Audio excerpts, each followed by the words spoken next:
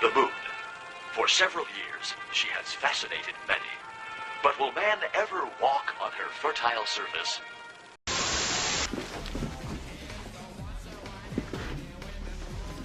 No way!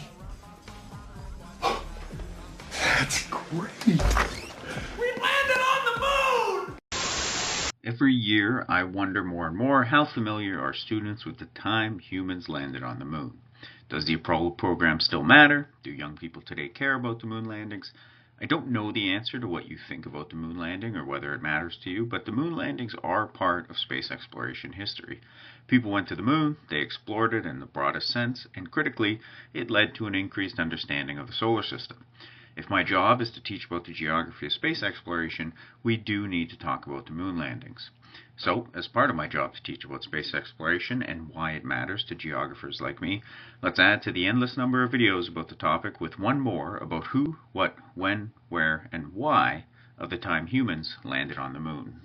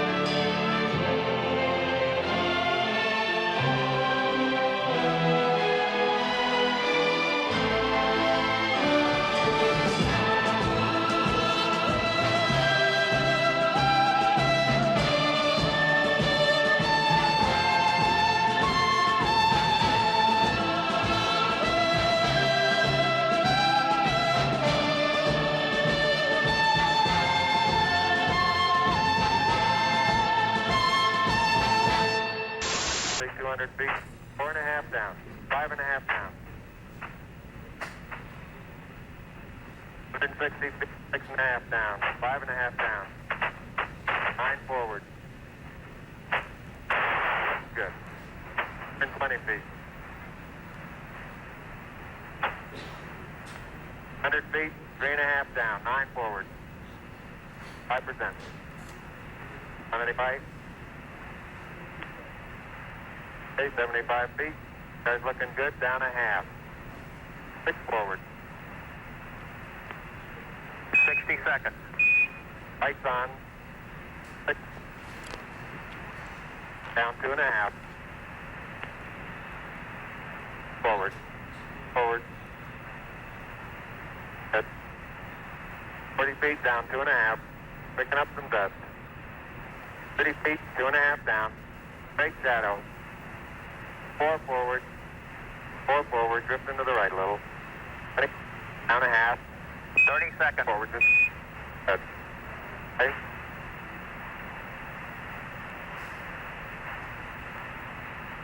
Contact light. Okay, engine stop. ACA at a descent. Mode control, both auto, descent, engine command override off. Engine arm off. We're home. 413 is in. Man on the moon. We copy you down, Eagle. Houston, Oh, jeez.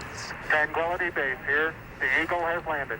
Roger, Tranquility. We copy you on the ground. You got a bunch of guys about to turn blue. We're breathing again. Thanks a lot. Woo.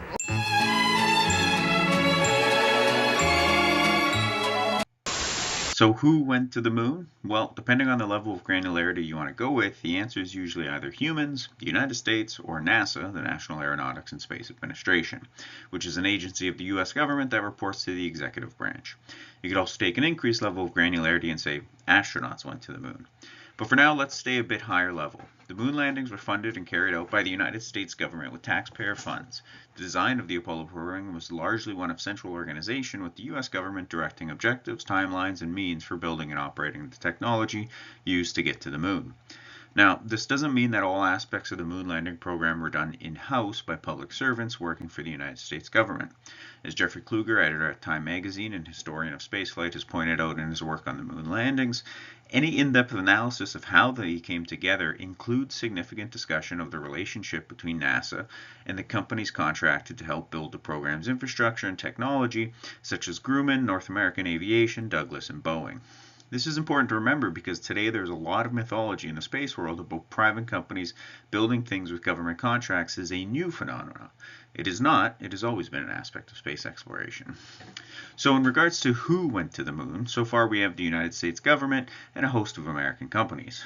But it was a very specific part of the U.S. government directing all of this work to plan, coordinate, and carry out the moon landing program.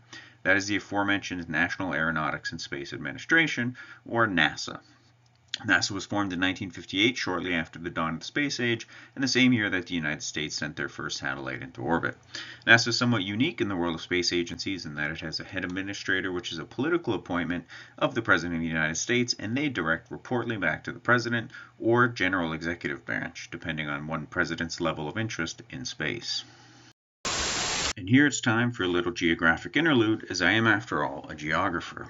In his 2003 study of the formation of both Russian and American space programs, Bradley Shreve argued that the creation of NASA reflected an intentional move away from militaristic focuses on space to one of humanism and science. This doesn't mean that research into and use of space technology stopped taking place in militaristic domains, but that a core division was made between the two, even if they would remain forever intertwined. Now, for more on this forever link between space technology and war, there are no shortage of great books, including Annie Jacobson's Operation Paperclip and The Pentagon's Brain, Accessory to War by Neil deGrasse Tyson, Original Sin by Bled Bowen, and one of my all-time favorite space books, Apollo and the Age of Aquarius by Neil Marr. As a geographer, the division between civil or peaceful space technology development and military use is important. Through an intentional division between military and civilian, we see the division of how space is imagined as a locale. As you'll see throughout this video, narratives of peace and cooperation were vital in promoting the Apollo program.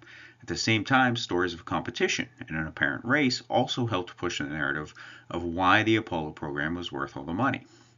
Thinking of the work of geographer Jason Dittmer, we see in both popular and political realms then space being made within particular visions or imaginations. For geographers, this is one of the aspects of space exploration that interests us most, the way in which outer space, or bodies in it, are communicated as being for certain uses by certain people, and the reason and politics of these processes. Is the moon a place to exert technological dominance or a place for scientific study? Can it be both? Of course, yes, but who is saying which story, and what are the ramifications of each should they be the dominant approach to imagining the moon or any other celestial body? As a geographer, I've written about how the moon, or any body in space, or any space exploration program, can take on various meanings depending on the geography of the situation. In my book, For All Humankind, my co-author Tanya Harrison and I talked to people from all around the world about what the first moon landing meant to them. The stories varied, and throughout the writing process we learned that while some narratives of hope and progress were common, how people saw the moon, literally and figuratively, was inherently linked to geography, the where and when of people's lives and their relationship to the world around them. At the same time, as someone who does believe in an empirical reality, I try not to take this subjectivity too far. Certain physical events occurred in the past, our interpretations may vary, and those events can be interpreted as good or bad, or both, depending on one's politics, but for me as a geographer, what matters most is the ramifications of both the events and their interpretations as they influence society. So, a large part of this video is providing you some of the core information about the Apollo program to engage in that kind of geographic thinking. By 1964, experts say man will have established 12 colonies on the moon, ideal for family vacations. So back for a second to who landed on the moon, because I do want to talk a little bit more about this. Who exactly were the humans who landed on the moon? Well, overall, 32 astronauts were selected to be part of the Apollo program. 24 of these astronauts would fly beyond Earth and go to the moon, and 12 of these 24 astronauts would take one step further and actually land on the moon and walk around. The two first and most famous of these moon landers were Neil Armstrong and Buzz Aldrin. So to recap, who went to the moon? The United States went to the moon through its space agency called NASA, which used its human spaceflight program called Apollo, which used 32 astronauts, two of the most famous being Neil Armstrong and Buzz Aldrin. These astronauts flew in numbered missions that range from the Apollo 4 mission through to Apollo 17, the final lunar exploration mission of the program. The moon belongs to America and anxiously awaits the arrival of our Astro Men. Will you be among them?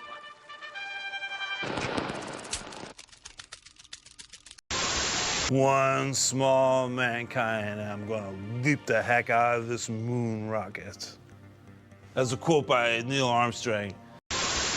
Politically, Apollo came from the administration of U.S. President John F. Kennedy, who was president from 1961 through to 1963. But the idea of sending humans to the moon predated Kennedy. By the 1960s, it had long been a stalwart of science fiction writing, and if you read Orloff and Harlan's review of the Apollo program, or geographer Phil Stuke's definitive atlas of lunar exploration, you'll see that as early as 1959, NASA was discussing a human mission to the moon as part of their long-term planning. But the history of space exploration is littered with concept studies and long-term plans for technologies and missions that never happened. What Kennedy should get credit for is providing both the political interest, aided by the Cold War, and critically the budget for a program to launch humans to the moon. So while Kennedy shouldn't get credit for the idea of going to the moon, he absolutely should get credit for making it possible through the creation of the Apollo program. Documentaries will sometimes imply that this speech from Rice University in Texas in 1962 was the dawn of the Apollo program. Now, while it was critical in familiarizing much of the American public with the idea of going to the moon, it was not the beginning of the Apollo program. Kennedy had already made a very similar speech to Congress the year before in 1961. The Apollo program was officially established that year, and the first test of the technology that would be at the center of it also took place in 1961.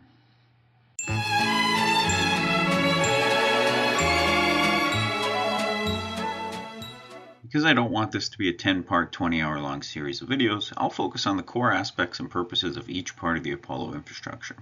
Information in this section and most of the video comes from Richard Orloff and David Harlan's Apollo, the definitive sourcebook, David Woods' How Apollo Flew to the Moon, and Grant Hyken and Eric Jones' On the Moon, the Apollo Journals. In going to the moon, NASA chose a sort of modular approach. That is, they built different vehicles for each part of the trip. There's really no simpler way to cover this than to break it down into the three different vehicles NASA built to carry out the objectives of the Apollo program. Now, full disclosure, this is not an in-depth analysis of the engineering specs of any of these vehicles. There are already countless such videos on YouTube. The three Apollo vehicles we're going to briefly cover are the Saturn rocket, which includes both the Saturn 1C and the Saturn V, the Command Service Module, or CSM, which is kind of two vehicles in one, and was used to go between the Earth and the Moon, and the Lunar Excursion Module, or LEM, the actual craft that landed on the Moon. Because I'm only covering up until the first moon landing, I won't talk about in this video the Lunar Rover vehicle, which allowed astronauts on later Apollo missions to explore further and faster by driving around. I'll save that for a future video on those later Apollo missions. But core to understanding the Apollo program is that each of the crewed missions that went to the moon included a CSM and a LEM launched together by the Saturn V rocket.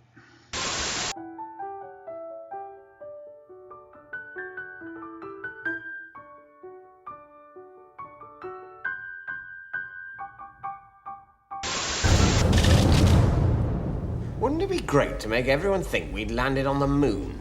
That'd show the Soviets. What would it show them? Well, they'd think we'd landed on the moon and they'd be all afraid. Do this right and the Cold War could be over by 1971. Will people believe us? Oh, I'm sure they will, to the extent that we won't even need to bother to pay much attention to detail with regard to flags and shadows and so on. Dart, you're the top spy in the Secret Service when it comes to misleading footage. What do you suggest? Well, to start with, of course, we'll need to build a massive rocket. Why? We're not actually going to the moon. Sorry, I thought that was the point. Have I got this wrong? We'll need a massive rocket because the first question people will ask when we show them the footage of the moon will be, how did you get there? So we'll have to be able to say, we went in that massive rocket you saw. So we're not actually going to make any kind of saving in terms of the cost of a massive rocket? No, but we will be making a saving on the cost of actually going to the moon. True. And what costs are involved in actually going to the moon? Well, the main one, to be honest, is the massive rocket. Yes, the Saturn V that took the Apollo missions to the moon was big, very big. As of 2025, the Saturn V remains the most powerful rocket to ever successfully launch to space. It was a 3-stage rocket, which means that sections of the rocket would break away and the remaining portion, with its own engine or engines, would take over, lifting the rocket to the desired altitude. Another way of thinking about this is sort of as 3 rockets stacked on top of each other, each taking turns to launch at different altitudes. We'll talk a little bit more about this in a second. Saturn V was designed by teams led by former Nazi SS member Wernher von Braun. The Saturn family of rockets were the continuation of von Braun's work on the Jupiter and Redstone rockets for the U.S. military throughout the 1950s. Developing the Saturn V cost a total of about $6 billion throughout the 1960s, an equivalent of more than $50 billion today. Each launch of the rocket cost nearly $200 million 60s dollars, which today would be equivalent to about $1.5 billion per launch. When sitting on its launch pad, the vehicle stood well over 30 stories tall and weighed over 6 million pounds. The Saturn V was so big, NASA had to design and build what was at the time the largest building in the world to allow for the rocket to be assembled vertically, as it would be impossible to assemble it on the ground and then erect it afterwards. To move the Saturn V from this vehicle assembly building to the launch pad, NASA also built massive crawlers on which the rocket would stand and be shuttled around. When the 36-story tall Saturn V moves out of its huge assembly building and heads for the launch pad. Once at the pad, night and day, checkout and testing go on until the final countdown starts in the launch control room. The countdown continues until the 5 engines of the first stage ignite. Within the first few seconds, many things happen. Here in slow motion are 2 of them. Behind the yellow post, one of the arms which provides ground power swings clear. The yellow post is one of 4 which hold the rocket until engines reach full power. As the rocket moves up, it pulls the cord you see, allowing a protective cover to fall over the hold-down post.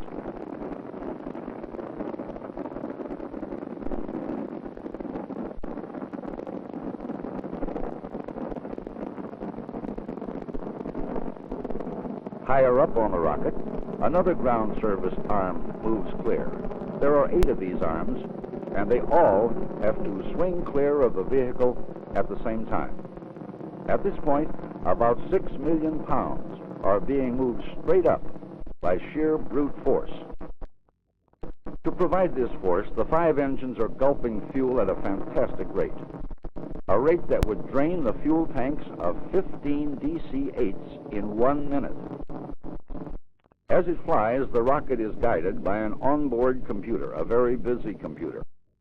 During the entire flight, it will make hundreds of millions of calculations. From these calculations come the guidance commands. These go to the powerful engines which move in any direction to keep the rocket on the proper course. These scenes were taken by a camera mounted on a tracking airplane. Notice how the engine exhaust plume is spreading out. This happens because the rocket is now about 40 miles up in very thin air. Very shortly now, the bottom stage will drain its fuel tanks and engines shut off, triggering a series of events leading to the separation and ignition of the second stage. This is a close view of the first stage falling away. The camera is mounted on the second stage. Liquid hydrogen is the fuel for this stage and burns much cleaner than the high-grade kerosene used by the first stage. This is why you can't see any flames, even though the engines are burning. Next, the ring that connects the 2 stages falls off. In the bottom of the picture, clouds cover part of the Florida coast. Cape Kennedy is about in the middle. In a short time, the rocket will be out of camera range, but the rest of the flight will be similar to what you've already seen. The second stage will drop away, and the third stage will boost the payload into orbit. If this were a moon flight, a few hours later, the third stage engine would start again and send the payload toward the moon. The Saturn V didn't come from nowhere. It evolved from a series of previous designs and even shared technological lineage with the V-2 rockets used by the Nazis in World War II. The Saturn V also had what we can call two little siblings that were used to test different rocket engines and launch various parts of the Apollo hardware to space for testing when the thrust to get all the way to the moon wasn't needed.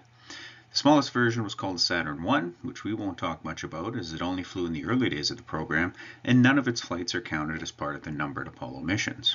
One step up from the Saturn I was the Saturn 1B, which did fly as part of the mainline program and undertook the first 3 test flights of Apollo hardware, which in some ways are Apollo missions 1, 2, and 3, even if no one calls them that.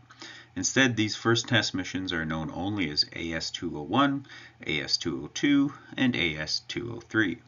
The Saturn 1B was also used for Apollo missions 5 and 7 when NASA wanted to test various Apollo spacecraft in Earth orbit. Turning back to the Saturn V, let's quickly cover what each stage of the Saturn V did and when.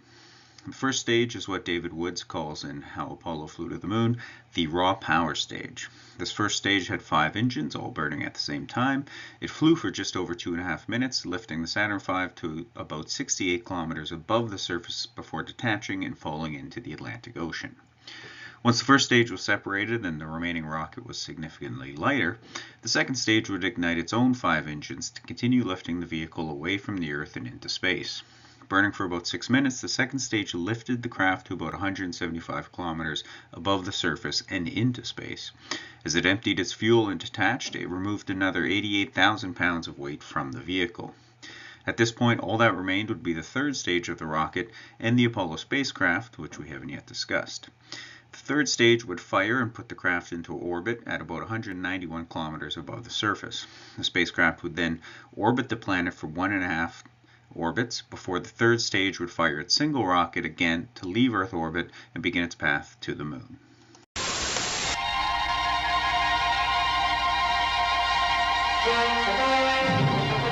The mightiest space machine ever tested, the Saturn V rocket prepares for its maiden unmanned flight into orbit. This is the rocket that will put American astronauts on the moon.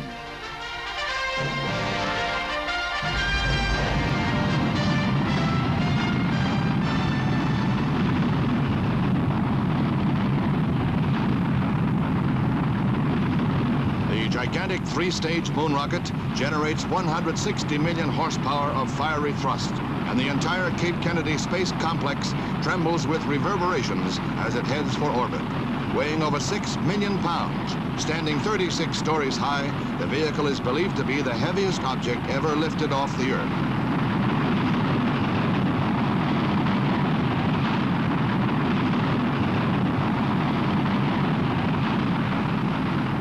The cone-shaped capsule is boosted to an altitude of over 11,000 miles in the 8.5-hour flight. Once in orbit, the Apollo spacecraft was operated by remote control from the ground. The triumphant mission boosts Apollo project morale, which hit bottom almost a year ago when 3 astronauts died in a flash fire.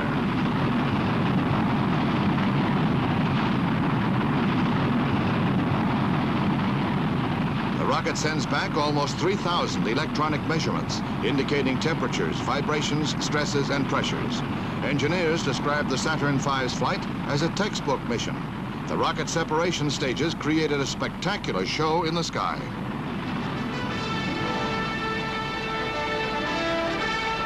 A pinpoint splashdown in the Pacific northwest of Hawaii, and the Apollo spacecraft flight is a tremendous success, renewing hopes that American astronauts will be on the moon in 1969. The second vehicle we're going to talk about is the Command Service Module, or the CSM, which you can see here, and which you may also note is kind of 2 vehicles in one. The Command Module is the front portion in blue where the astronauts sit. It is aptly named because it is where the astronauts command the rest of the spacecraft from. Just behind it, you can see the diagram of Saturn V with the CSM highlighted near the top. You can see how small the CSM is compared to the entire Saturn V. The service module is a larger green segment which has a small rocket attached to the back. Combined, the command module and the service module are known as the Command Service Module, or CSM. The As a side note, the thing you see on top of the CSM is the launch escape system. It is essentially the ejection rocket for the command module. In the first few minutes of the launch, should something go awry, the astronauts could trigger that rocket to abort the mission and separate from the Saturn V. The service module was unpressurized, meaning that it was not designed to have breathable air in it. The astronauts did not go into the service module during Apollo flights. Instead, it served more as a supply trailer with fuel, oxygen, and fuel cells for the command module where the crew did spend their time. Despite being their main ship, though, the command module wouldn't actually land on the moon. Instead, it would only fly the astronauts to the moon where it would enter lunar orbit. We'll talk just in a moment about how the astronauts actually got down to the surface of the moon and back. The last thing to know about the CSM is that the little blue part, the command module, was the only part of the entire Apollo hardware that came back to Earth. On the side of the command module that connects to the service module is a heat shield designed to face the atmosphere for re-entry. Once through the upper atmosphere, it deployed a parachute to land safely in the ocean, where the astronauts were retrieved by boat. Long before the Apollo spacecraft came into being, prototypes and models of each piece had to pass severe tests to prove their flightworthiness. The command module or crew compartment was subjected to drop tests to assure the seaworthiness of the craft, and abort tests in which the launch escape system pulled the capsule from an exploding rocket.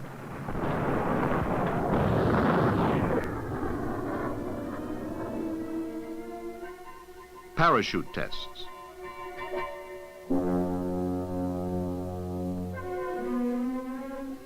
And Earth impact tests in case a land recovery should be necessary.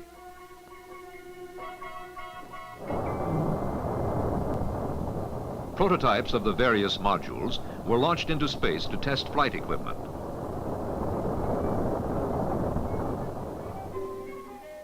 The main engine of the service module was fired to ram the command module back into the Earth's atmosphere at 25,000 miles an hour to test the heat shield. The engine of the service module was static fired before the launch to ensure its reliability, a normal test for the engine. Its proper operation is vital to the lunar voyage for maneuvering in space, slowing the spacecraft into lunar orbit, and powering the return flight to Earth. So now we have a large rocket, the Saturn V, that can lift the spacecraft into orbit and send it on its way to the moon. We also have that spacecraft, the command service module, which will carry the astronauts and their supplies as they launch from the Earth and fly to the moon. But we don't have something that can actually land on the moon. That's where the LEM comes in. The Lunar Module, or Lunar Excursion Module, or LEM, or LEM as it's most often called, would travel to the moon on the Saturn V with the CSM. You can see in the zoom in of the diagram previously used for the CSM that the LEM is actually tucked underneath the CSM at launch, just above the third stage of the Saturn V. Once the third stage had left Earth orbit on a trajectory for the moon, the CSM would detach, then turn around and grab the LEM with its nose, removing it from the third stage of the Saturn V. The CSM with the LEM now attached to its front would then turn around again and fire its sole rocket to head again towards the moon. You'll notice that the LEM is not the sleekest looking spacecraft, and the reason for that is that a lot of sleekness in aerospace design comes from the requirement to be aerodynamic and reduce atmospheric drag. At the moon, however, where the LEM would do all its flying, there's essentially no gaseous atmosphere, so atmospheric drag was not a concern. The LEM only really needed to be able to detach from the command service module while in lunar orbit, get down to the lunar surface, and then get back up to the CSM, which would be waiting in the moon's orbit. You may also notice from the diagram here that the LEM has two parts. Simply, these are the descent stage on the bottom and the ascent stage on the top. The split is because getting the whole thing off the ground of the moon was unnecessary, so NASA figured you could just launch the part that had the astronauts and leave behind the rest, making it lighter and easier to get off the lunar surface. Because the moon has no atmosphere to provide resistance to powered flight, and because the gravity is only roughly 1/6 that of the Earth, a single small rocket attached to the bottom of the ascent stage was enough to get the astronauts back into lunar orbit to rendezvous with the CSM. The complete space vehicle stands 36 stories high and weighs 3,000 tons. The first stage of the launch vehicle is powered by a cluster of 5 F-1 engines, which provide a total of 7.5 million pounds of thrust and burn 4,400,000 pounds of liquid oxygen and a kerosene blend called RP-1 propellant. The second stage of Saturn V contains 5 J2 engines, yielding a total of 1 million pounds of thrust and burning 935,000 pounds of liquid oxygen and liquid hydrogen. The third stage of the launch vehicle uses a single J2 engine with 200,000 pounds of thrust, burning 230,000 pounds of liquid oxygen and liquid hydrogen. The third stage can be ignited, cut off, and reignited. Above the third stage is the instrument unit containing navigation, guidance, control, and computer subsystems for launch and early flight phases of the mission. The launch escape system at the top of the Apollo spacecraft is shown during a test.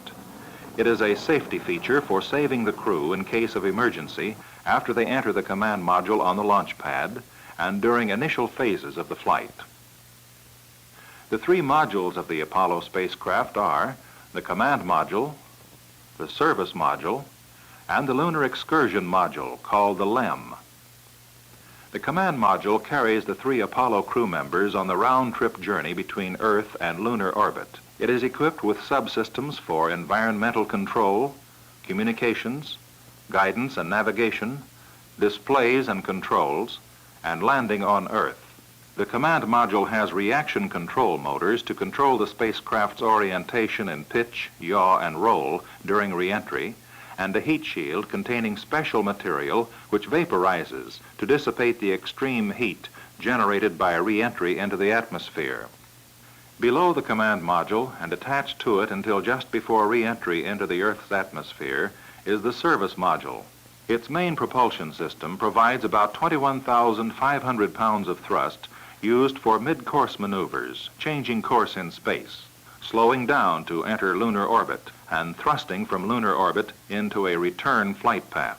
The service module also contains reaction control motors for orientation of the spacecraft in flight and carries the command and service module's main electrical power system of hydrogen-oxygen fuel cells, which provide pure water as a byproduct. The service module also contains an experiment bay for self-contained research instruments for use during flight in the space environment. At time of launch, an adapter encloses the service module's main engine and the lunar excursion module, or LEM, which is positioned over the instrument unit structure above the third stage. In addition to facilities for 2 crew members and functional equipment and supplies, the LEM contains a descent engine, an ascent engine, a landing structure, and a cargo bay for equipment and experiments needed on the moon. At T-minus 30 minutes, the launch escape system is armed. From this point on, the escape tower could be used for an emergency abort. When the mission director receives final readiness reports, he authorizes the mission to continue. At the Cape, the launch director starts the automatic launch sequencer. The ignition sequence requires 30 seconds, during which the umbilicals are released. The engines are ignited at T-minus 0, followed by release of the hold-down arms after proper engine operation is verified. The launch phase begins. The vehicle rises vertically for 12 seconds. It then begins a pitch-over maneuver. The first stage engines burn about 2.5 minutes, consuming all their fuel.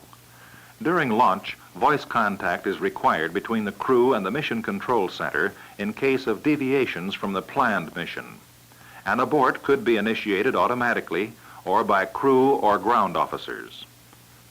When velocity has reached more than 6,100 miles per hour, Apollo Saturn V is 45 miles downrange at an altitude of 34 miles, and first stage burnout occurs.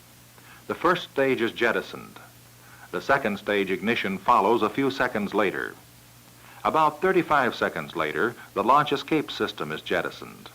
Hereafter, for safety purposes, the command and service modules could be separated from the space vehicle by the service module reaction control system and returned to Earth, or by using the third stage propulsion system, the mission could continue to Earth orbit, with the spacecraft then returning to a pre-selected landing area. The second stage engines burn for 6 minutes 35 seconds, thrusting the vehicle to more than 15,500 miles per hour, downrange 840 miles, and almost 100 miles above the Earth. At shutdown, the empty second stage is jettisoned.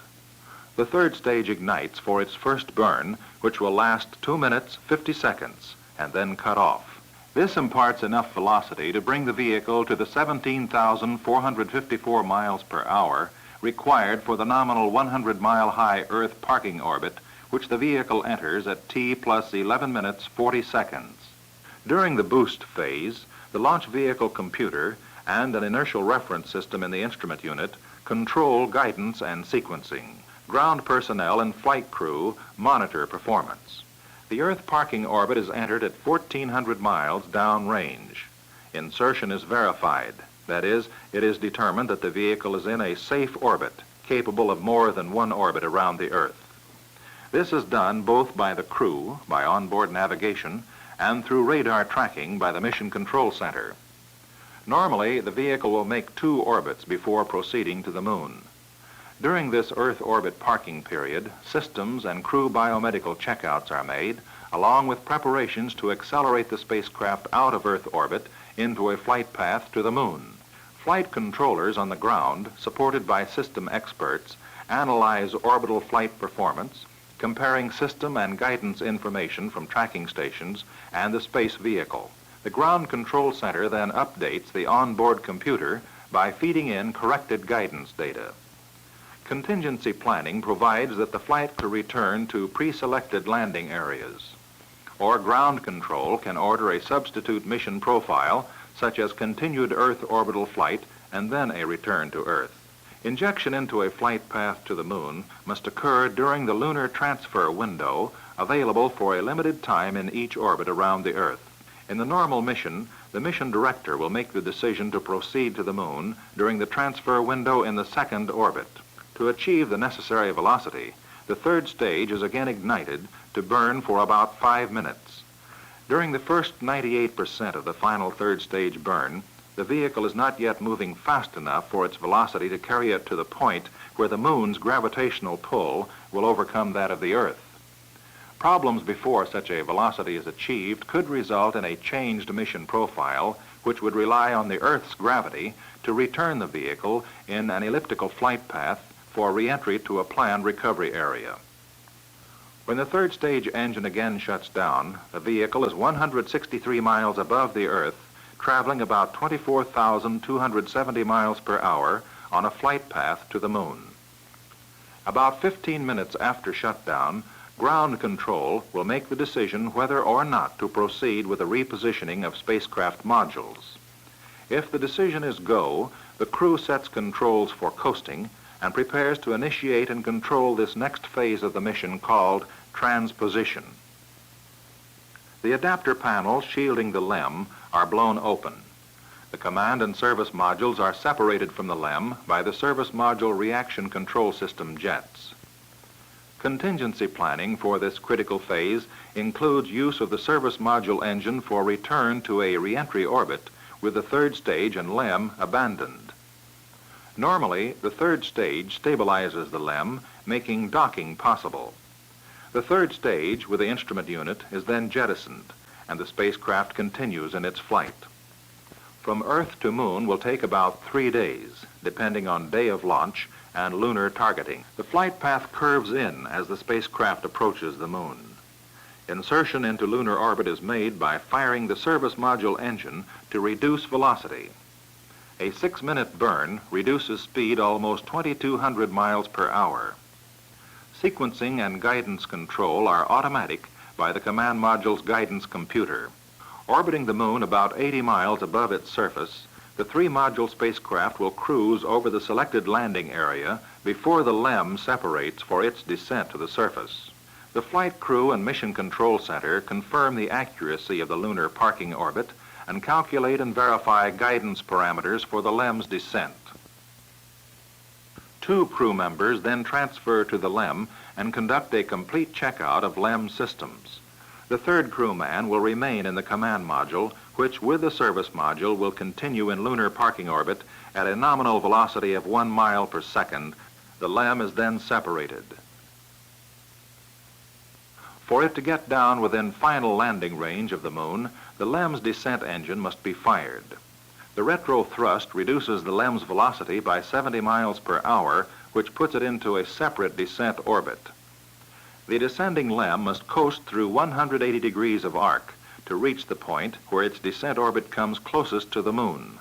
This means that the descent engine must be initially fired when the mission is behind the moon out of contact with the ground. If problems appear, the LEM's ascent engine can be used to return it to the command and service modules. In a normal mission, the LEM will coast about 1 hour until it reaches a point about 10 miles above the moon. In free flight, it would continue around the moon in an elliptical orbit. So the descent engine must again be fired to reduce speed and make landing possible. As the LEM falls toward the moon, guidance is all inertial and pre-planned. By controlling their spacecraft, the crew can check the landing area visually for the first time through the main LEM windows about 8 to 10 miles from the landing site and 10 to 15,000 feet above the moon's surface. This, on the first mission especially, is the moment of discovery, the moment of imminent completion and new beginning. The thrust of the descent engine can be modulated to permit the LEM to hover briefly above the lunar surface. If the crew observes an unexpected obstacle or abnormal slope, they can change course horizontally. By studying the surface as well as evaluating landing radar signals, they select the final touchdown spot. The control of the engine's thrust makes possible a gentle touchdown. Immediately after landing, the two men check the overall capabilities and condition of the LEM and report to the Mission Control Center and the orbiting command module. After the status reports, the men survey the moon's surface and prepare for exploration. The length of time they can stay on the moon will have been carefully pre-planned. Only one man at a time will be outside the LEM unless an emergency should occur. Portable life support systems will allow nominal 3-hour stays by either surface explorer. Exploration, gathering samples, and other tasks will have been programmed in order of priority during the planning for any mission. Instruments and experiments will be in place to be left behind for purposes such as studying the long-term effects of 1/6 gravity, hard vacuum, abrupt and extreme temperature changes, meteoroids, radiation, and the relatively constant airless environment of the moon. When it is time to return, a pre-launch checkout will be conducted as the LEM crew coordinates with the Mission Control Center and the command module. Initial conditions for ascending from the moon and rendezvousing with the orbiting command and service modules are inserted into the LEM's guidance system. The smaller ascent engine is used for launch, leaving the descent engine and the landing structure on the moon. The ascent engine burns for about 7 minutes, imparting a velocity of more than 1 mile per second. This rate of speed can be increased as much as 100 feet per second by the LEM's reaction control thrusters. Such performance flexibility allows changes in the ascent flight path and provides a small flexibility in lunar liftoff time, still using the direct descent mode to the command and service module's orbit. If the LEM must be launched from the moon's surface at any other time, it can be placed in a low parking orbit from which rendezvous can be completed later. Normally, the LEM's ascent orbit is elliptical, with its high point ideally coinciding with that of the command and service module's parking orbit. In a normal rendezvous, the change in the LEM's orbit is made when its trajectory reaches the command and service module's orbital path. The LEM's rendezvous maneuver begins approximately 5 miles from the command module. At this point, the LEM's reaction control thrusters regulate its velocity as necessary to complete the rendezvous. Alternately, the command and service modules could be maneuvered to pick up the LEM. Either vehicle has the capability of being the active vehicle in docking with the other. The lunar explorers transfer from the LEM to the command module. After docking and transfer are completed, the command and service module's condition and orbit are evaluated, and preparations are made to leave the lunar parking orbit and return to Earth. Prior to injection into the return flight path, the LEM is separated from the command and service modules and will be left orbiting the moon. The service module engine is fired while the spacecraft is behind the moon due to return targeting conditions. About 15 minutes later, the spacecraft is in the clear on its way home.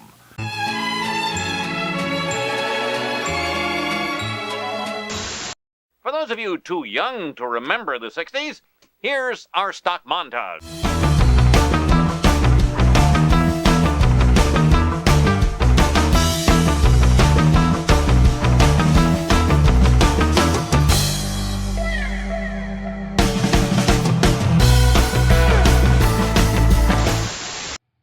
When did Apollo go to the moon? Well, they went most famously in 1969 for the first landing, but the program took place over a much longer period. And so to answer when did Apollo go to the moon, let's talk about each of the Apollo missions, even the weird ones that don't have names.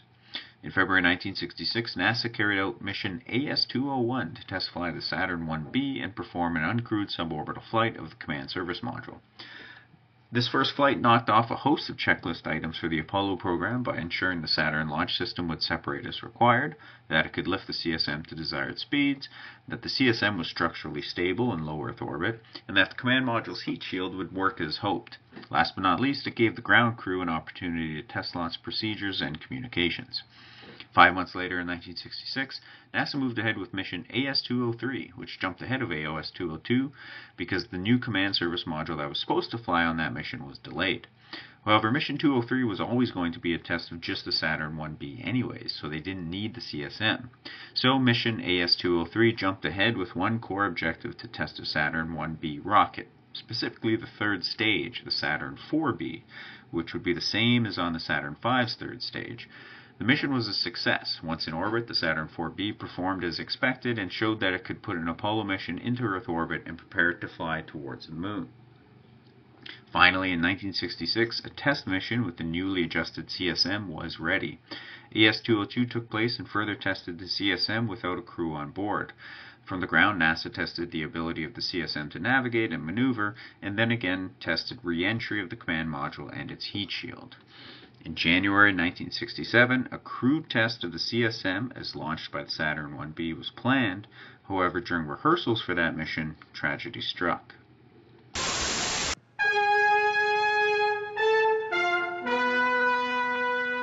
Apollo astronauts Roger Chaffee, Edward White, and Gus Grissom lose their lives in a tragic flash fire aboard their grounded space capsule.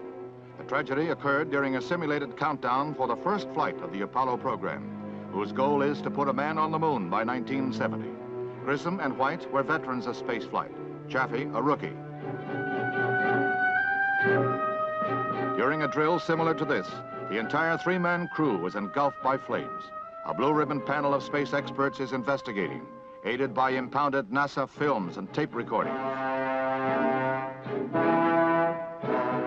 Grissom was one of the 7 original astronauts. White was America's first spacewalker. Chaffee, never in space, had long experience as a jet test pilot.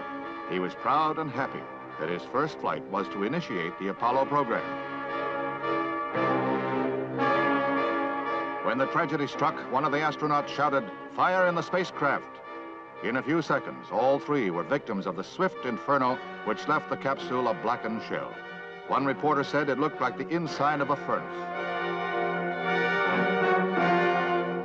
Investigators theorized that perhaps a short circuit or electrical overload may have sparked the blaze. 27 would-be rescuers were all overcome by smoke and heat. Apollo astronauts Chaffee, White, and Grissom, martyred heroes who gave their lives in total dedication to duty. Their memory will forever be honored. After the fire that killed the crew of AS-204, the mission was renamed Apollo 1 as a way of honoring the deceased astronauts. For the next test flight, NASA finally began using the full Apollo naming convention, and this next test, run in 1967, was called Apollo 4, with 1, 2, and 3 being the test missions, but no one calls them Apollo 1, 2, or 3. However, the term Apollo 1 is used to refer to the crew of AS-204, which was never carried out due to the accident. Apollo 4 had one major objective: test the flight system of the full Saturn V. This was the first flight of the Saturn V, and though it was uncrewed, it did carry the CSM with it. The CSM was again tested in orbit, and the command module was separated by remote control for another re-entry test. The mission was a success, and NASA moved on to Apollo 5. January 1968, the lunar module was finally ready for its own testing, and so it was placed on the Saturn 1B and launched into orbit. This was Apollo 5, another uncrewed mission that had the objective of testing how the LEM moved in space. Apollo 6 followed in April of 1968 and was the last uncrewed flight of the Apollo program. It was meant to test if the Saturn V could reach the necessary thrust to put the third stage into the right orbit for that stage to fire its own rocket and enter a translunar orbit. This flight also tested the conditions inside the Saturn V, ensuring that astronauts would be able to function given the noise, vibration, and G-force they would experience throughout the launch. Apollo 6 was the final uncrewed test that NASA and its partners needed. Apollo would now truly become the human spaceflight program it was always meant to be.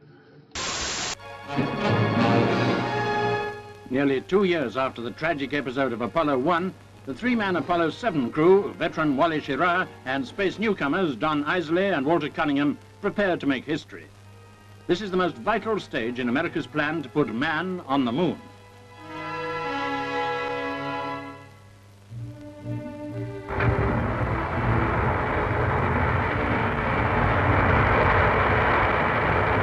The huge Saturn rocket lifts off, and the space trio are on their way to a scheduled 11-day trip aiming to orbit the Earth 163 times.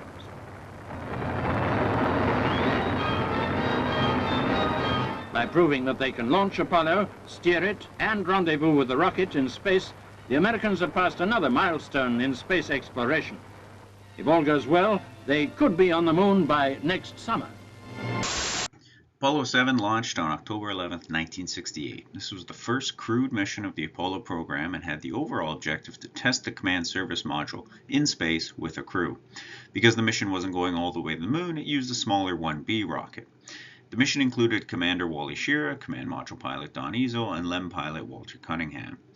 The mission was considered a total success. The command module was certified as a viable spacecraft for long-duration human spaceflight after its communications with ground control were tested along with the critical functions of life support and power. This mission also tested the CSM's maneuverability and the astronauts' ability to dock the CSM with another craft in orbit, something that would be critical for the next Apollo missions. For this, pilot Don Isley successfully carried out the first crewed in-orbit docking of the Apollo program by connecting the CSM to a dummy attachment on the Saturn IVB. So these three men, joined in a spectacular adventure, last Saturday morning took their final walk across the Earth before leaving it for more than 6 days. With Borman in the lead, the three astronauts suited up and carrying portable air conditioners headed for the van which would take them to the launch site for the elevator ride to the top of the 36-story tall Saturn V moon rocket. Here's how it went as we reported it, starting with the voice of Jack King at Mission Control. We have ignition sequence start. The engines are armed. 4, 3, 2, 1, 0. We have commit. We have liftoff. Liftoff at 7:51 a.m. Eastern Standard Time. Looks good. Cleared the tower. Oh, and there's the rumble in our building. It looks good. It looks like a good flight. It's a beautiful takeoff so far. This building is shaking under us. Our camera platform is shaking. But what a beautiful flight. Man, perhaps on the way to the moon, if all continues to go well.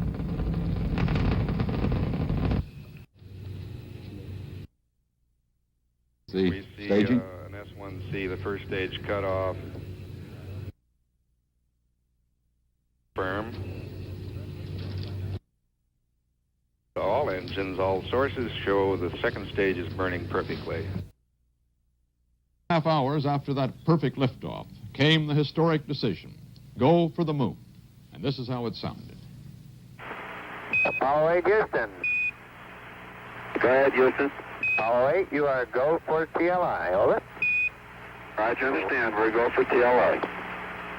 Go for TLI, translunar injection. meaning to fire up the third stage engine to drive the astronauts up to a speed of more than 24,000 miles per hour, break them free of Earth orbit, and send them off to where no man had ever gone, toward the moon. By late 1968, the Apollo program was ready to finally place astronauts on board the Saturn V rocket and have them travel all the way to the moon. On December 21st of that year, Commander Frank Borman, Command Module Pilot Jim Lovell, and LEM pilot William Anders sat atop the Saturn V rocket as it ignited and launched into space. Their mission was to test the operation of the Command Service Module at the moon. This meant that Apollo 8 would become the first human spaceflight mission to leave Earth orbit. The mission also had the crew orbiting around the moon, meaning that they would be the first humans to see the far side of the moon, as well as be the first humans to not be in any sort of sensory contact with the Earth. When the mission went behind the moon, the astronauts could not see the Earth, communicate with it, or in any other way, shape, or form be connected to it. Along with images of the cratered far side of the moon, which until then had only been captured by robotic probes, the astronauts also took two iconic images. The first was the image of the whole Earth. The second, which would become known as Earthrise, seen here in the bottom right, emerged as a powerful symbol of the nascent environmental movement in the United States. The Earthrise image was taken by William Anders as the crew came around the moon and the Earth came back into view. It is one of the most famous images of the 20th century, and it represents Earth as a small and distant place with the moon's desolate surface in view in juxtaposition. It was used to convey the beauty and precarity of Earth's environment. All right, we're going to roll.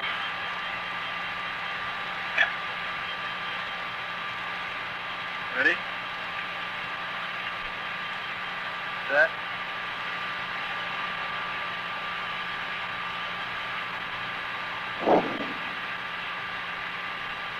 The impact crater with at just prior to the subsolar point on the south side, and the floor of it nearly even, except there is one dark hole. But I couldn't get a quick enough look at it to see if it might be anything volcanic.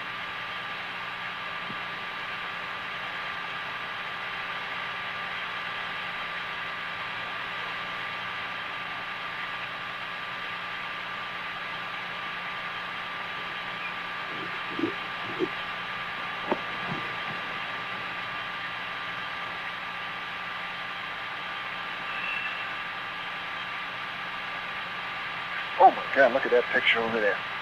There's the Earth coming up. Wow, is that pretty. Hey, don't take that, it's not scheduled. You got a color film, Jim? Hand me a roll of color quick. Oh man, that's great. Where is it? Quick.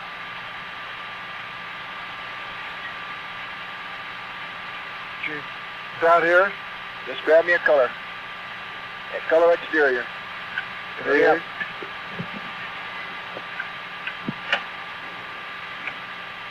Got one? Yeah, I'm looking for one. C368. Anything, quick. Here. What? We missed it.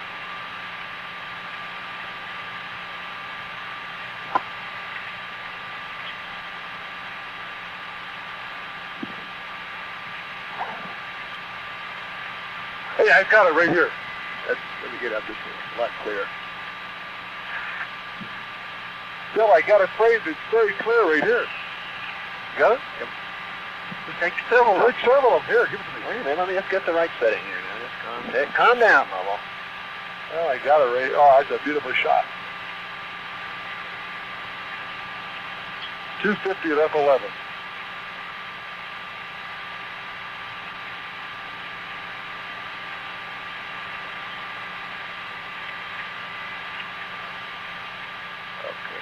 Now there's explosion. I did. I took two up there. You sure you got it now? Yeah, it'll come up again, I think. Christmas, 1968, when man first cut the silver cord of Earth's gravity to orbit the moon.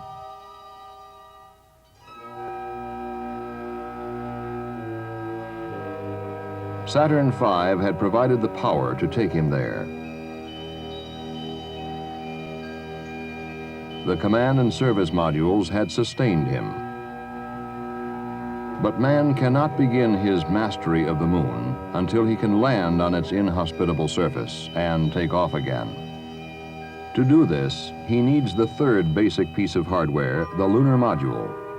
The lunar module is a new concept designed exclusively for use in the vacuum of space. A two-man taxi used as a shuttle between the lunar surface and the orbiting command module. But before men can use the lunar module as an operational lunar spacecraft, it must be tested in space, first in Earth orbit. This was the primary purpose of Apollo 9, the third manned Apollo mission. Jim McDivitt, Dave Scott, Rusty Schweikert, three men to qualify this new machine, to make ready for the moon. For Apollo 9, it was back to Earth orbit, because now NASA had to test the LEM in space. So on March 3, 1969, a crew of James McDivitt, Dave Scott, and Rusty Schweikert launched on a Saturn 1B. The objectives of the mission were to test the maneuverability of the LEM in space, push the life support systems of both the command module and the LEM, dock the LEM and the CSM together, and perform tethered spacewalks to replicate what might be needed to perform emergency repairs on a mission. While all of these objectives were critical, the biggest piece, as demonstrated by the mission's patch, was the docking of the LEM and CSM while in orbit. As was planned in the overall Apollo mission design, the LEM would need to be extracted from the third stage of the Saturn 1B. It would then be boarded to be flown on its own, and then it would redock with the CSM. This time, both spacecraft would have astronauts inside, as future missions would once the LEM ascended from the lunar surface. This mission, again, was a total success. At this point, NASA considered its options. A second test in low Earth orbit was initially planned, but the docking was so successful that even having the next mission attempt a lunar landing was already being considered. The world from space. To Apollo 10, a globe of jewels set against a background of black velvet and the stars. Man draws life from the sun, but he venerates the moon. 250,000 miles away, to poets, the unattainable woman. But now she's within the reach of man, and the only astronauts to see her saw her as dirty beach sand with a lot of footprints on it. So this dress rehearsal, the final step before man realizes the impossible, a dream as old as man himself, to reach the unreachable star. This is a CBS News special report, the flight of Apollo 10. Tonight, a close-up look at the dress rehearsal for man's arrival on the moon. Reporting now from the CBS News Apollo headquarters, Kennedy Space Center, correspondent Walter Cronkite. Good evening. Every time there is another Apollo mission, we say that it is the most demanding yet, because every time there's another Apollo mission, that happens to be true. Each mission is planned as another step toward the ultimate goal of landing a man on the moon. To those on the outside, each mission is an heroic adventure, demanding man's courage and his curiosity, and that happens to be true too. But like all great adventures, each mission counts on scientific techniques and complicated hardware. Apollo 10, counting down tonight for a launch on Sunday afternoon, marks the first time that the complete Apollo spacecraft will operate around the moon. And the mission's going to go like this. After that launch, Sunday afternoon, the spacecraft will go into a 115-mile orbit around the Earth. On the second orbit, over on the far side from where I am, over the Pacific Ocean, the third stage of the great Saturn rocket will propel it an extra 10,000 feet per second to a speed of 25,000 miles an hour to escape Earth's gravity. And out here at about 10,000 miles, the command module will separate, turn around, withdraw the lunar excursion module from the third stage, and then they'll be on their own on this long trip, 235,000 miles out to the moon. They'll reach there 3 days later, on Wednesday. They'll go into orbit 69 miles around the moon for 1 day. And then on Thursday, Tom Stafford and Eugene Cernan will climb out of the command module, leaving it, now called Charlie Brown, behind with John Young. They, in the lunar module called Snoopy, will circle the moon twice, and they'll come down within 10 miles of the moon's surface, within 50,000 feet, over the landing site, where if all goes well on this mission, man will land on the moon in July. After two orbits of the moon, they will come back up, 69 miles high, and rejoin Charlie Brown, John Young, in the command module. And then, after another day of circling the moon, the service propulsion system engine will have to fire on Saturday to send them back on the way home. They'll come back this long trip back to Earth, come directly into the Earth's atmosphere at 25,000 miles an hour, and land just east of the American Samoan Islands. As we enter the spring of 1969, NASA is all but ready to unfurl the entire architecture and have Apollo 10 land on the moon. The Saturn V has been launched with astronauts, the LEM has been flown in space, the CSM has been flown around the moon, and the two key spacecraft have successfully docked. However, aiming to ensure success and avoid catastrophe, NASA decides that Apollo 10 will be quote-unquote a dress rehearsal. So on May 18, 1969, Tom Stafford, John Young, and Gene Cernan became the fourth, fifth, and sixth people, respectively, to sit on top of the Saturn V as its engines ignited and the building-sized rocket lifted towards space. As mentioned, the objective was to carry out a dress rehearsal of a full moon landing. The only part that would be left out was landing the LEM on the surface. So the astronauts arrived in Earth orbit, entered a translunar orbit, undocked the CSM from the third stage of the Saturn V, turned around to dock with the LEM, also tucked inside the rocket's third stage, turned back around and fired the CSM's engine to put them on a path toward the moon with the LEM attached to the CSM's nose. When they arrived and entered an orbit around the moon, two of the astronauts boarded the LEM, undocked it from the CSM, and began a slow descent toward the lunar surface. The LEM was piloted to within 15 kilometers of the moon's surface. During this flight, radar systems for identifying the proximity to the lunar surface were tested and performed well. The LEM's flight also allowed for the lonely CSM pilot to test their ability to monitor and track the lander in flight. Finally, the mission tested the LEM's ability to rendezvous with the CSM in lunar orbit. On Earth, ground control worked out the complexities of communicating with two different crewed spacecraft at the moon. While another critical aspect of the mission was that it allowed the astronauts, both those in space and those on the ground awaiting their turn, to get a sense of the timing of the entire plan.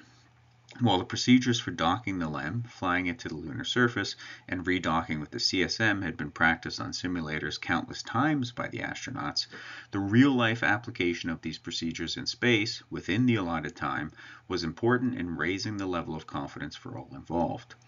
With success on all of these fronts, NASA could now more seriously consider the next Apollo mission for a lunar landing. 20 seconds and counting. T-minus 15 seconds. Guidance is internal. 12, 11, 10, 9. Ignition sequence start. 6, 5, 4, 3, 2, 1, 0. All engine running. Liftoff. We have a liftoff. 32 minutes past the hour.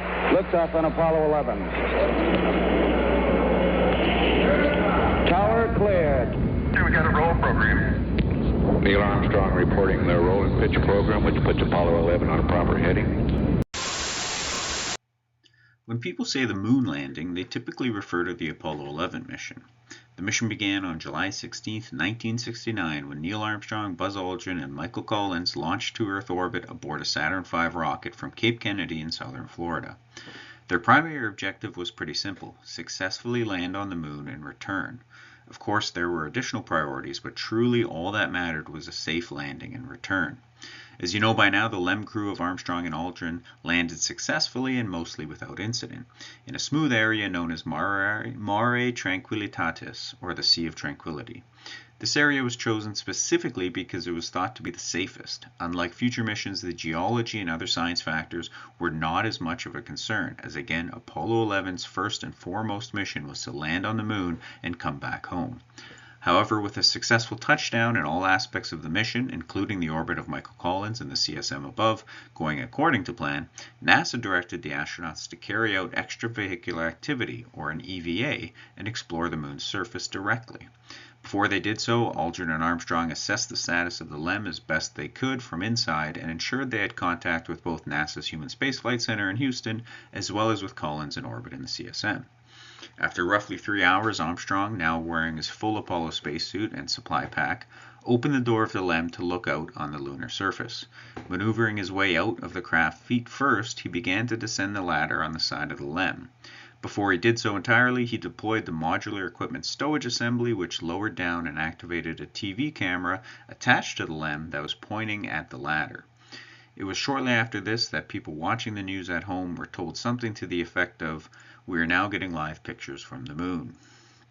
Armstrong continued down the ladder but did not immediately jump off to the lunar surface.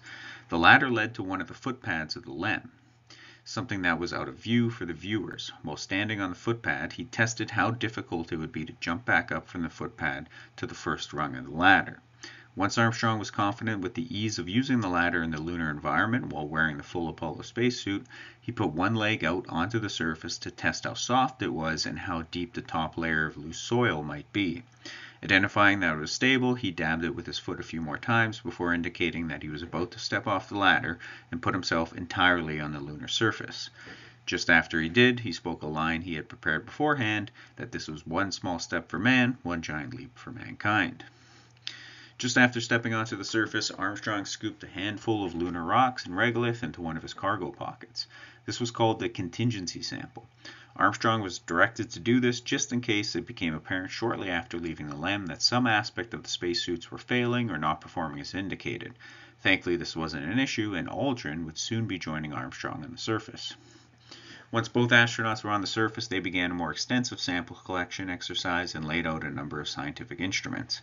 Among these were a seismometer to measure so-called moonquakes, as well as a retroreflector used as a target for lasers back on Earth. These retroreflectors have allowed scientists on Earth to measure the distance between the Earth and the Moon within a millimeter of precision, as well as to understand changes in the Earth-Moon relationship, such as the observation that the Moon's orbit is moving away from the Earth almost 4 centimeters every year. Along with hundreds of photographs, Aldrin collected rock, regolith, and dust samples from the surface and used a hammer to dig a core tube 6 inches in the lunar surface and collect small subsurface samples. Altogether, the two astronauts collected nearly 50 pounds of lunar samples. After their EVA, Armstrong and Aldrin returned to the LEM, where the ascent stage of the vehicle detached from the descent portion.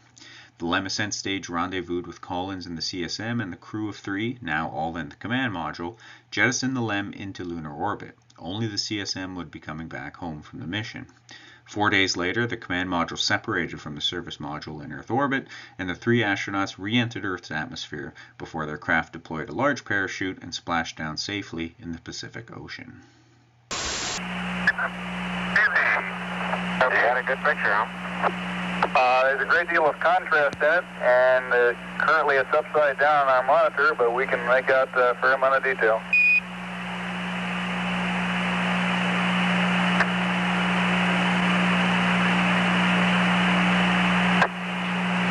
Okay, would you verify the position, the opening I ought to have on the camera? Stand what?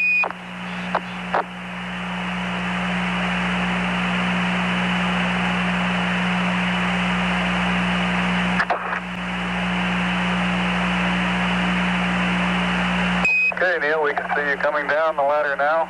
Okay, Neil, we can see you coming.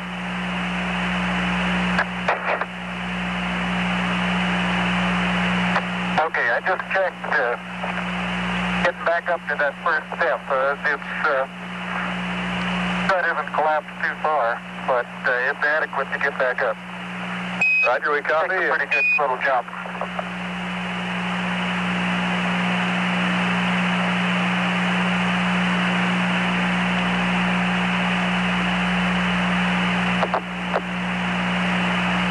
Buzz, this is Houston, F2, 1/160th second for shadow photography on the sequence camera. Okay. At the foot of the ladder, the LEM footbeds are only depressed in the surface about 1 or 2 inches, although the surface appears to be very fine-grained as you get close to it. It's almost like a powder. Ground mass is very fine.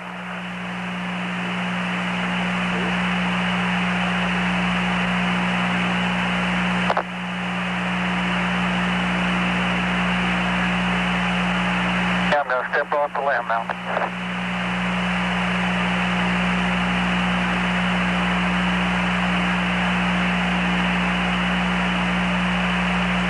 One small step for man, one giant leap for mankind.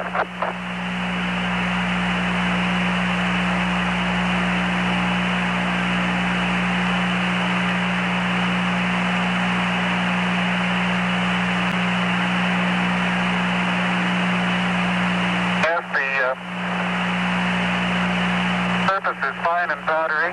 I can kick it up loosely with my toe. It does adhere in fine layers, like powdered charcoal, to the sole and sides of my boot. I only go in a small fraction of an inch, maybe an eighth of an inch, but I can see the footprints of my boots and the treads and the fine sandy particles. Yeah, this is Houston. We're copying.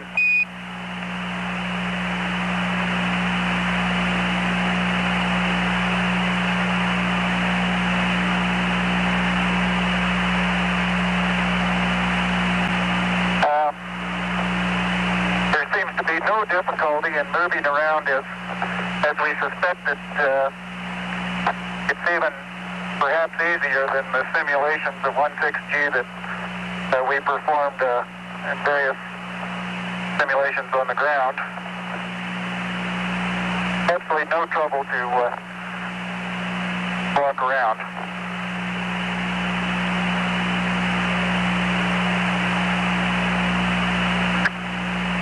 Okay, the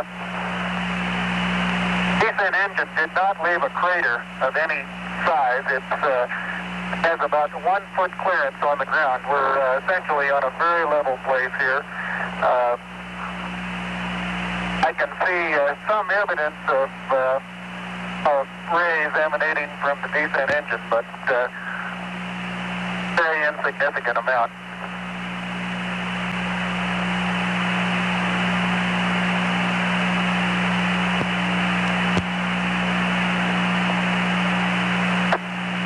Buzz, we ready to bring down the camera? I'm all ready. I think it's 2 miles squared away in good shape. Okay. Okay, you'll have to pay out all the LEC. It looks like it's coming out nice and evenly. And then Buzz and Neil, I'm sure they were nice guys. They didn't want to hurt Michael Collins, so they probably went back, to the lunar capsule, and Michael Collins was like, what do you think, guys? What was the moon like? What was it like? And they were like, It's all right if you like that kind of thing, I guess. I prefer the lunar capsule myself.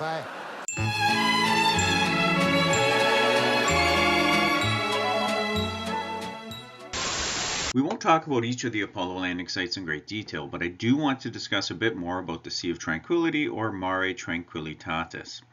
On the moon, mare, Latin for seas, are the dark regions we can see from Earth. They of course are not actual seas or bodies of water of any kind, but plains of dark basaltic rock that formed when lava flowed into large impact craters. Most mare are on the side of the moon facing Earth, though the far side does have some smaller mare. The Sea of Tranquility is not particularly unique among lunar mare, but its location near the equator of the near side of the moon and its relative flatness compared to other equatorial mare made it the primary candidate to attempt a first crewed landing.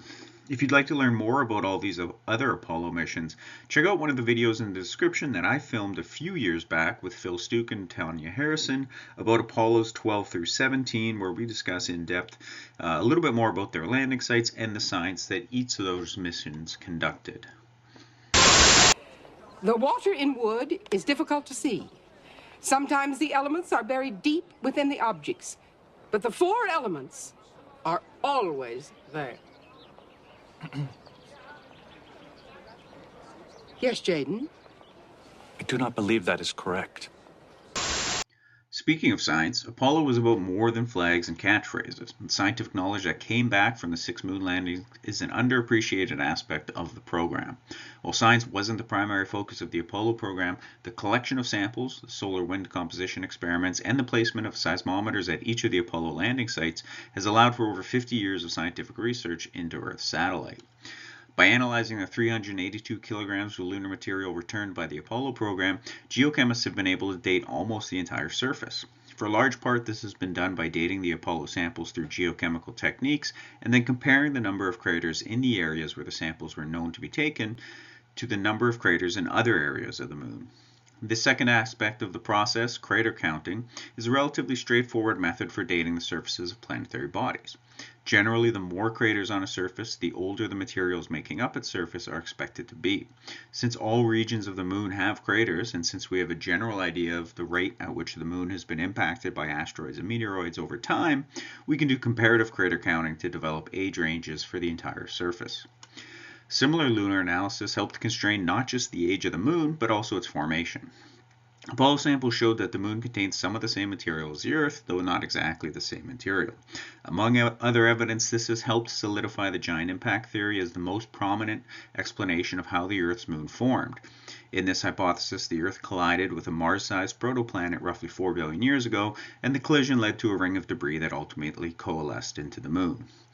Along with constraining the age of the moon and its origin, Apollo also helped advance understanding of lunar soil properties, the nature of exchange between lunar and Earth materials, solar winds beyond the Earth's gravitational field, the interaction of solar winds and rocky material, seismic activity on other worlds, the orbital relationship between the Earth and the moon, and the geochemistry of the early solar system.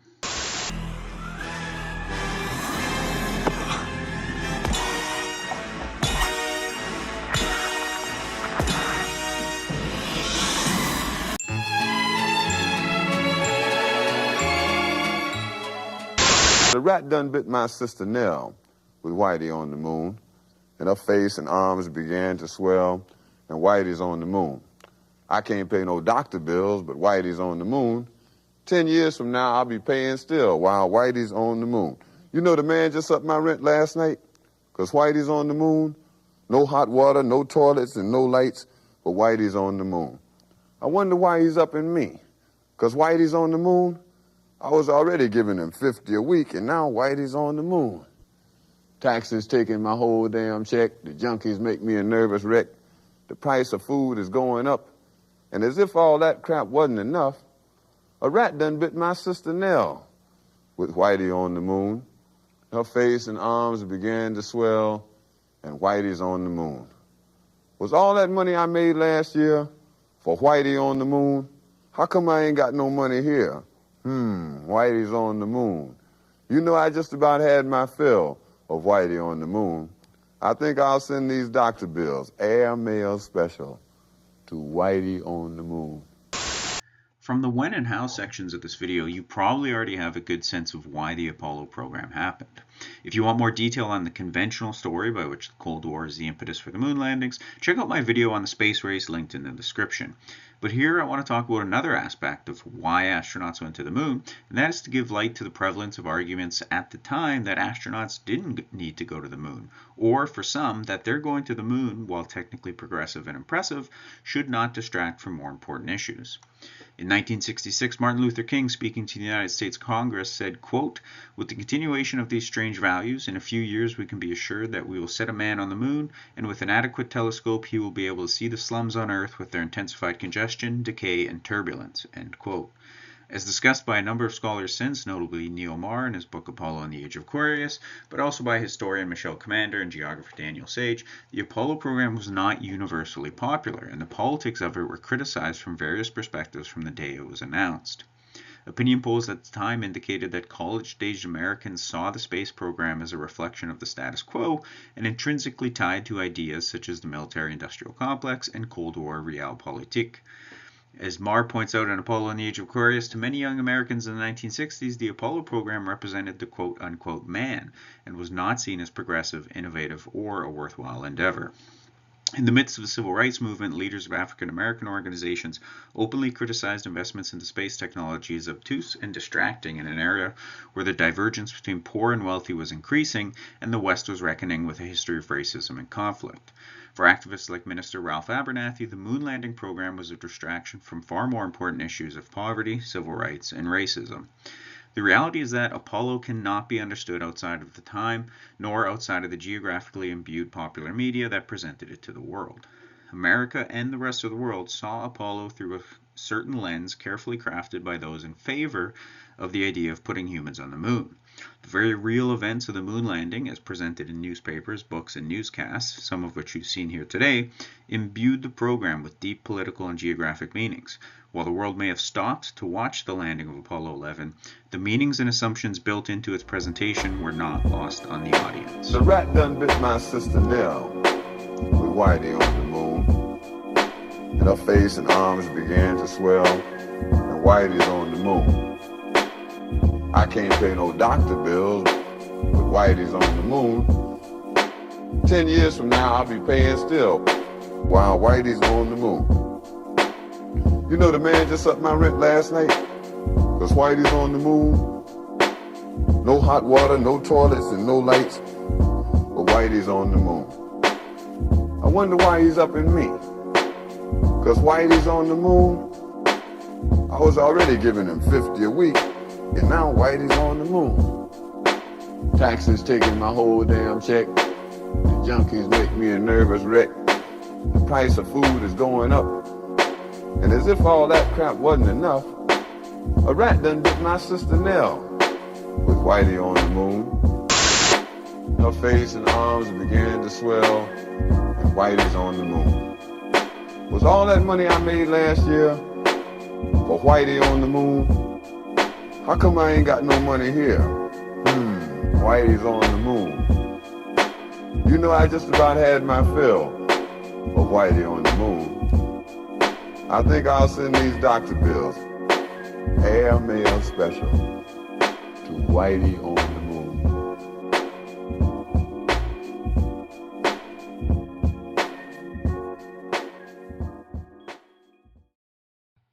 The successes and critiques of Apollo need to be understood within the context of their time and with, at least for me, the paradoxical recognition that the legacy of Apollo can be both celebrated and critiqued.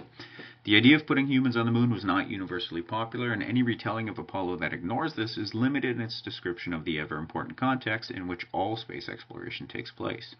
Scientific achievement aside, Apollo 11 and the subsequent moon landings were extremely political events, with their origins and impacts nestled and curated within particular interpretations of what and who space exploration is for. For geographers like Daniel Sage, who studied American iconography and placemaking in Apollo-era space art, the instances of geographic imagination and expression of power are inescapable when looking back at Apollo imagery and other media. Similarly, geographer Andrew McLaren analyzed 30 years of space shuttle patches to interpret the role of iconography in shaping the reception of human spaceflight for Western audiences. And, one last time, going back to the work of one of my favorite geographers, Jason Dittmer, we cannot ignore that the Apollo program took place, and continues to take place, through the medium of television, archived videos, books, and documentaries, all of which imbue the events with specific geographic imaginations. What is evident more than 50 years later is that the legacy of Apollo is aging and evolving over time.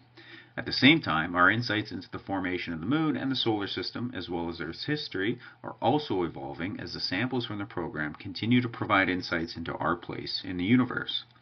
For me, while acknowledging that context is king, I can't ignore the good of this latter aspect, as well as the benefits of all the technological advancements derived from mass public investments into science and technology. Regardless of your perspective on Apollo and what it was or wasn't, it's hard to argue that it wasn't one of the most unique events in human history, and for now, a total anomaly in the history of space exploration. Whether something like Apollo will ever be repeated remains to be seen, but if it does, we would be well off to understand how, during this future process, the moon or any other destination is understood as a place in space, and why and for whom we're going.